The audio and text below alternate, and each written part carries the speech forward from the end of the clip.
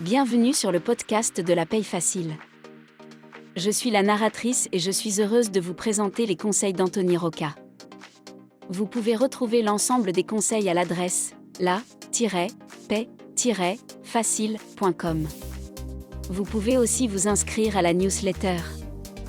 La newsletter par mail vous offre tous les jours des conseils et des offres promotionnelles.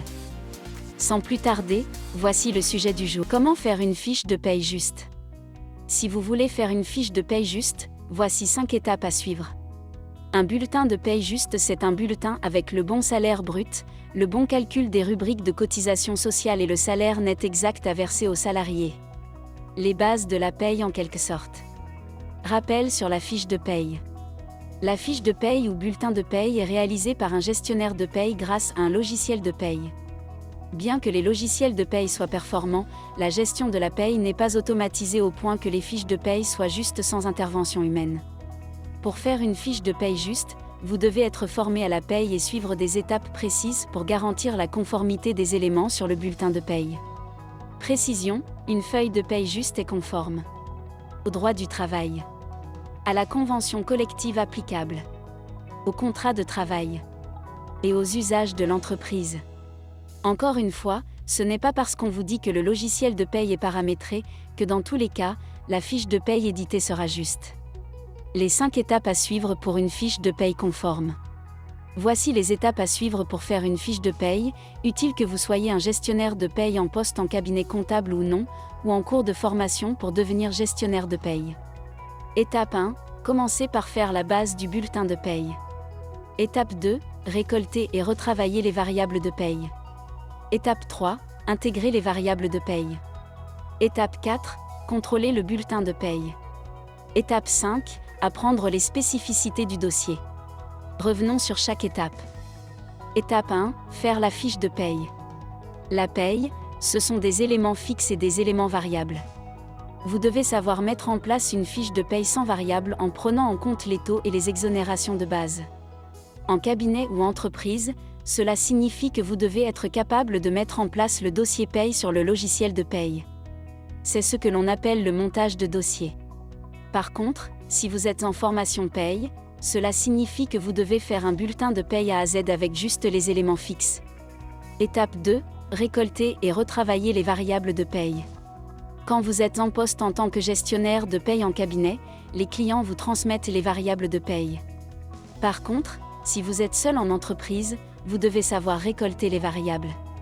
Et, pour faire un bulletin de paye juste, vous devez savoir comment traiter ces variables de paye.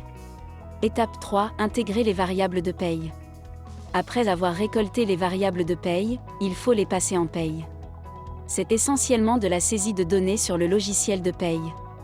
Mais cette saisie mobilise des connaissances, car il faut savoir où saisir et comment saisir. Exemple. Le salarié est absent, comment décompter son absence ? Il perçoit une prime, est-ce qu'on intègre cette prime dans les heures supplémentaires structurelles ? Le salarié est malade 10 jours, est-ce qu'on réduit le PMSS ? Encore une fois, si vous mettez que le salarié a fait des heures supplémentaires et que ces heures doivent être rémunérées à 5%, le logiciel de paye le fera. Mais votre fiche de paye sera fausse. Étape 4, contrôler le bulletin de paye. Impensable d'envoyer un bulletin non contrôlé. Pourtant ça arrive. Un gestionnaire de paye doit contrôler son travail notamment si vous voulez que la fiche de paye soit juste. Alors, que contrôler sur le bulletin de paye ? Déjà, vous devez vérifier les fiches de paye en fonction des variables. Si toutes les variables de paye sont justes et que le calcul du salaire de base est juste, alors votre salaire brut est bon. Ensuite, vous devez aussi contrôler les cotisations et les exonérations. Vous devez évidemment contrôler les cotisations salariales et les cotisations patronales. Il faut contrôler les assiettes de cotisation et l'application des bons taux. Attention, lors de votre contrôle, vous devez prendre en compte les mois précédents. Avez-vous bien régularisé le PMSS ? Avez-vous pris en compte l'évolution de salaire pour les exonérations ? La méthodologie pour un bulletin de paye conforme. Vous verrez qu'une fois en poste en tant que gestionnaire de paye, un dossier paye se traite toujours en prenant en compte les spécificités des clients. Le client veut faire d'une certaine façon, vous devez prendre en compte cette façon de faire. Par exemple, il veut donner 20 tickets resto tous les mois et faire une régule en fin d'année. Si vous ne le faites pas, la feuille de paye ne sera pas juste. Si vous voulez apprendre à faire des bulletins de paye justes, alors c'est simple, faites les bulletins des exercices offerts dans la méthode complète que j'ai créée pour apprendre la paye. Pour recevoir tous les jours des conseils et des offres promotionnelles pour réussir à devenir gestionnaire de paye, abonnez-vous à la newsletter d'Anthony Rocca.